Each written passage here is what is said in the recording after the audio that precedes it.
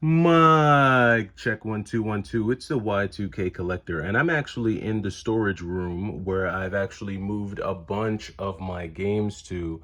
I'm in the process of just kind of redoing some areas in the house, and I had to shift some of my collection back onto a shelf that I used to have it on a long time ago. So, just doing a little bit of rearranging. Like I said, I put a lot of my collection into storage. And so just making some changes. But I wanted to pause. I'm cleaning up today, which is why you see me with the gloves here. Saturday mornings are always a good morning to clean around the house. But I wanted to pause for a second and talk about Deadpool. Because Deadpool is a prime example of how fast the retro gaming market can change and can shift based on a number of factors, right? So Deadpool was a game that is a game that's been released across multiple platforms. It's released on the Xbox 360. I'm not sure if it had a PS3 release. It's definitely on the PlayStation 4, and it's also been made available on the Xbox One. Now, Deadpool, I want to say maybe 2 or 3 years ago, was maybe like a $20 to $25 game, and then it got delisted. And once Deadpool got delisted, it then shot up to about a $45 to $50 game. And Deadpool's been hovering around the $50 mark, I want to say, for at least the last year and a half to 2 years. But now, of course, they've released a new Wolverine and Deadpool movie. And with that release, this game tripled in value, quite literally. It went from being a $50 game on the PlayStation 4 to now being a $150 game on the PlayStation 4. And if you have it on the Xbox One, it is now $100 on the Xbox One. Why? More than likely, this occurred because of all of the hype around the Deadpool and Wolverine movie. I have not yet seen the movie. I've heard a lot of really good things about the movie.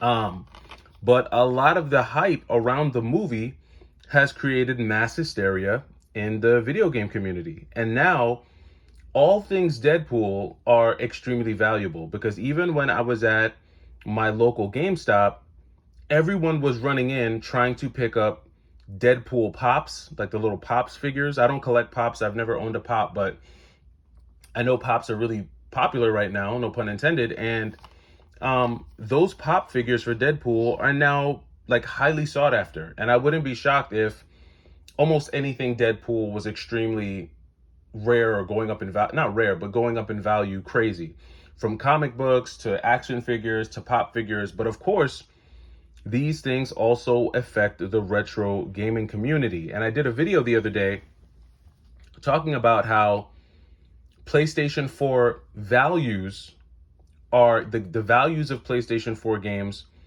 are going up faster than PlayStation 3 values.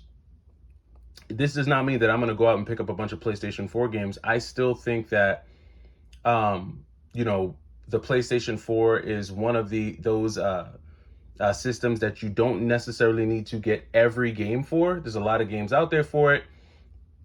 A lot of the games that have been released on the Nintendo Switch have also been released on the PS4 when it comes to like indie titles. And to me, I would rather get, a lot of the indie titles on the Switch. If I was still collecting for this generation, I probably would do that. Granted, a lot of the newer titles, like the indie titles, are cheaper on the PS4. They're usually about $5 cheaper than what you would have to pay on the Switch. But I stopped collecting for the PlayStation 4 a while ago. Same thing with the Nintendo Switch. I've really just been doing mostly retro. But that being said, changes like this, or events like the release of the Deadpool movie, this is how these things impact video games. And now this game that was just $50 a week or 2 weeks ago is now tripled in value. And if you want to get a physical copy, you got to pay up. You're gonna wind up having to pay up for it. And because it's been delisted and you can't download, at least I don't think you can download it anywhere, it's gonna cause this game to go up and increase in value over time. So in my opinion, if you're gonna go after, PlayStation 4 games, Switch games, If you are a value collector, meaning you're collecting with the hopes that games go up, I feel like a lot of these games that are tied to famous movie franchises, famous comic books, things like that, those are the ones that are the most likely to have massive shifts in value. Um, but again, it doesn't mean that, like you go and buy up a bunch of games that just because you're hoping they go up in value, because you'll be setting yourself up for failure. But I'm just making this video to showcase Deadpool as an example of how fast retro game prices can change. And the increase in the cost of Deadpool, or in the price of Deadpool, is going to continue to raise the overall price of PS4 games when you look at them in aggregate on a site like Price Charting. So definitely something to look out for.